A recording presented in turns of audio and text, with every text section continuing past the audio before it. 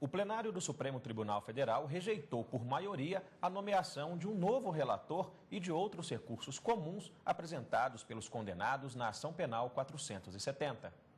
A Corte começou a sessão analisando preliminares comuns a vários embargos de declaração, sobre a redistribuição dos embargos para um novo relator, ao desmembramento do processo quanto a acusados sem prerrogativa de função, a suposta nulidade do voto do ministro aposentado Aires Brito, que não participou da dosimetria das penas, há algumas notas taquigráficas que foram retiradas do acórdão por supressão e a metodologia utilizada pelo STF para julgar o caso. O presidente da Corte, relator da ação penal 470, ministro Joaquim Barbosa, abriu a votação e rejeitou todos os pedidos. Eu rejeito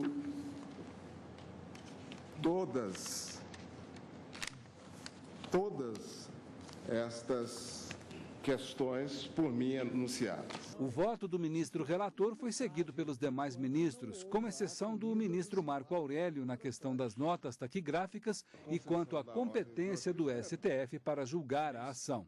Provejo os embargos declaratórios para assentar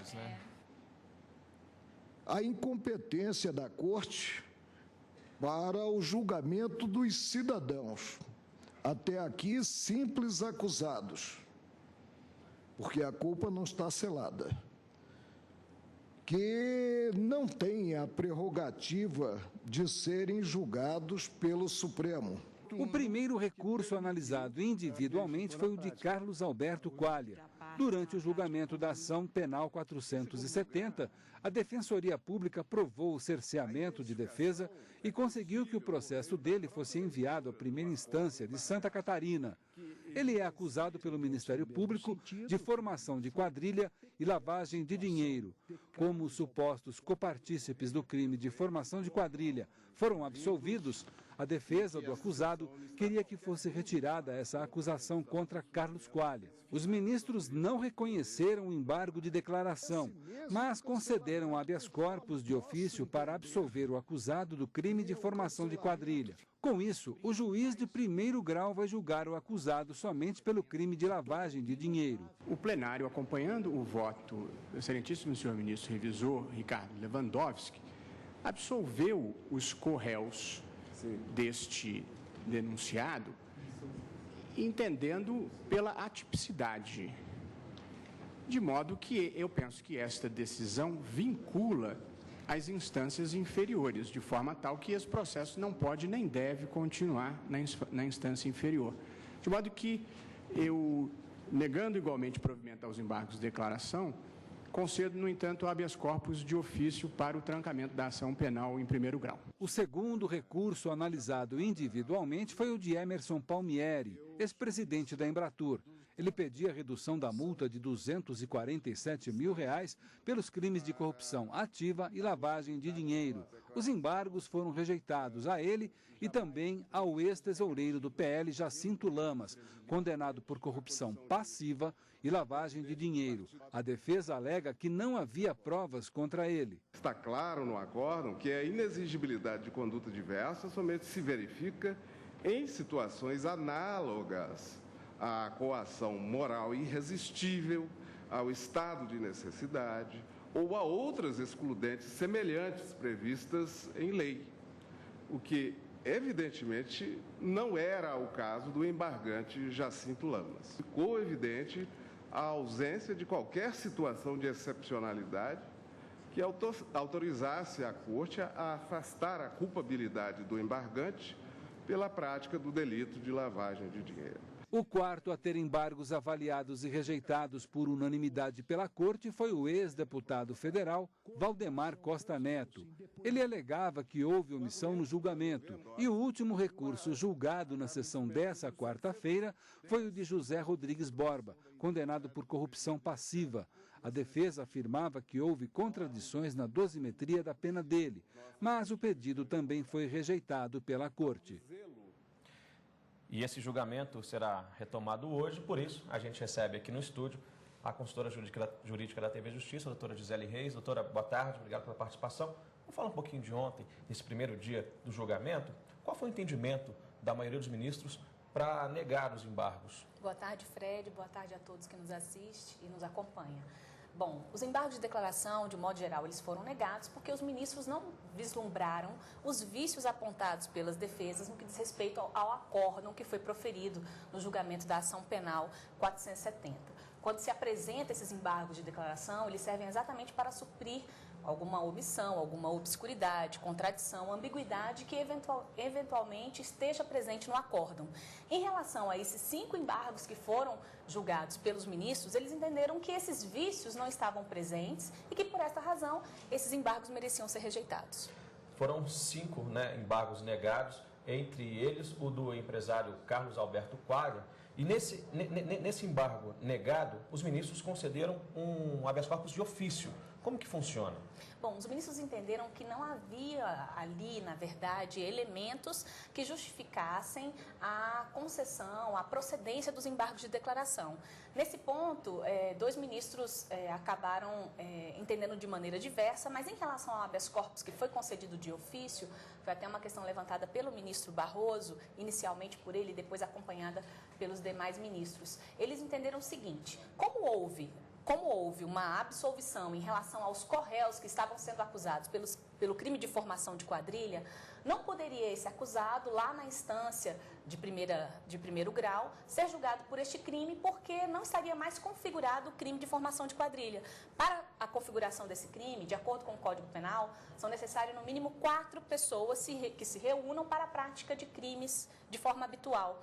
Neste caso, como os corréus foram absolvidos, não estava então formado um número mínimo de integrantes para o crime de formação de quadrilha.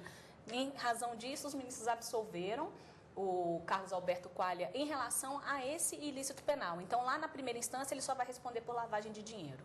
Ontem também, durante a sessão, o ministro Dias Toffoli levantou uma questão. O ministro que já votou pela absolvição do acusado na fase anterior, ele pode votar agora também? Pode votar nos embargos de declaração. O que acontece, Fred? Embargo de declaração não serve para rediscutir a matéria. Então, eles não vão, novamente, rediscutir o mérito daquilo que já foi julgado. Serve apenas para fazer um ajuste na decisão. Ela tem um caráter integrativo e retificador se ficar constatado algum vício, como eu mencionei no início da nossa entrevista. Então, na verdade, o que os ministros entenderam é o seguinte: olha, agora não é reavaliação de voto, é verificar se algum dos vícios apontados realmente estão presentes e aí sanar esse vício, essa omissão, essa obscuridade. Então, em razão desse entendimento, que foi o que prevaleceu, ficou que nesta fase de embargo de declaração, todos os ministros, a composição atual da Corte, eles vão votar. E a previsão para hoje?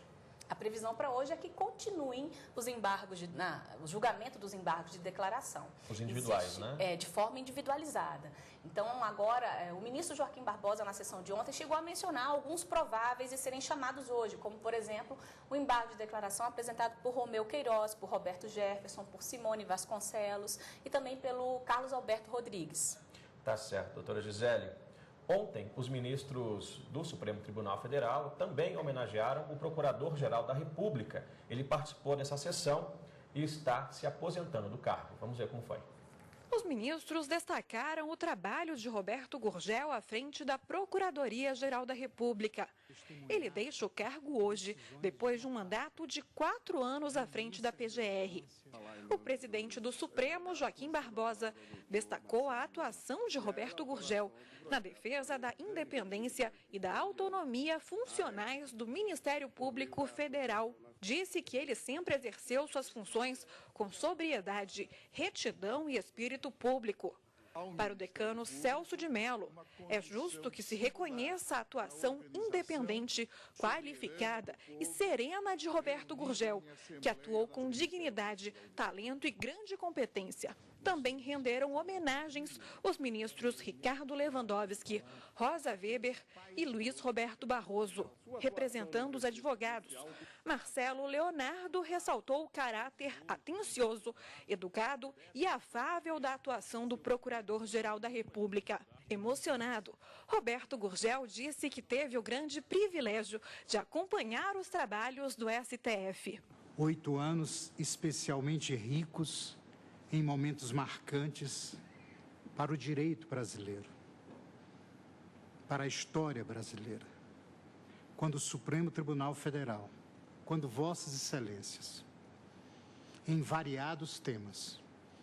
Ousaram afirmar e consagrar novas ideias, algumas capazes de contribuir para proporcionar ao país novos tempos. A subprocuradora-geral da República, Helenita Scioli, vai substituir Roberto Gurgel até que a presidente Dilma Rousseff indique um nome para o cargo. Helenita nasceu no Rio de Janeiro, formou-se e fez mestrado em Direito na Universidade de Brasília. Ingressou no Ministério Público em 1983 como procuradora da República no Amazonas. Foi promovida a subprocuradora-geral da República em 1995. Doutora Gisele, no julgamento da ação penal 470, o procurador-geral da República, doutor Roberto Gurgel, acabou sendo fundamental porque foi a PGR que denunciou os hoje condenados na ação, né? E agora, nessa fase de avaliação aí dos recursos, a Procuradoria-Geral da República tem que estar lá também participando? Bom, ela participa das sessões plenárias, porque todas as sessões elas têm a participação da Procuradoria-Geral da República, mas não são em todos os feitos que há a manifestação efetiva da PGR. Nessa fase de julgamento de embargo de declaração, o regimento interno não prevê manifestação. A PGR, então, só se manifesta quando está previsto em lei ou no regimento interno. Na fase de embargos, nem os advogados fazem sustentação oral e nem mesmo o Procurador-Geral da República. Doutora Gisele, obrigado pela sua participação. Boa tarde. Boa tarde.